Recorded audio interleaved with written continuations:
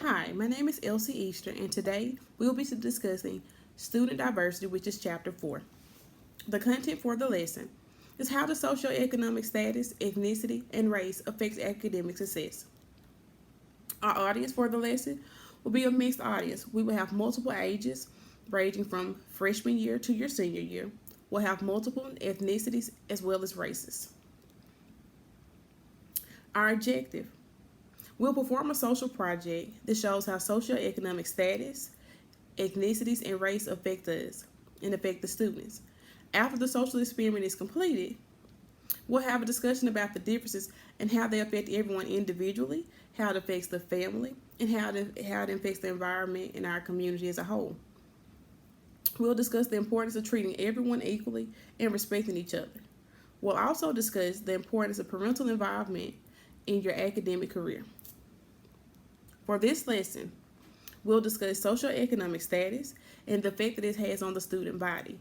After the lecture, we'll also watch a video that's a template to what the project looked like and what we're going to do next. After watching the template, I will then proceed to take the children to the front entrance of the school. We'll go to the main parking lot. This location is intentional. At this location, I'll remind the students that the superintendent of the school board parks in the same parking lot as everyone else. He goes to the exact same doors.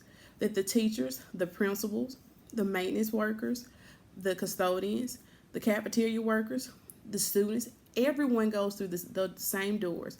We all use the same parking lot. And it's because no matter what, at the core, we all need the same thing.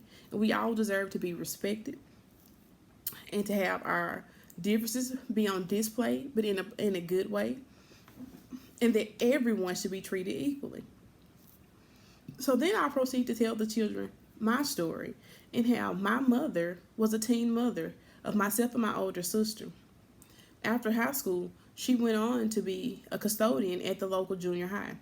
While there, she worked very hard. When she got off work, me and my sister stayed with our grandparents so that she could go to school. She worked as a custodian, she raised us as a single mother, and she worked really hard in the evenings to make sure that we had the best life possible while she was in school. Now, she's a teacher and she's been in our district for over 30 years. So I will talk to them how no matter what your social economic status is, when you start off, if you work hard, if you do the work, you apply yourself, you can change that. It doesn't have to be a generational thing, that they have the power to decide their fate. Then I'll proceed with the activity. I'll ask the question like, take 2 steps forward if you live in a home with both parents. Take 2 steps backwards if you live in a single parent home.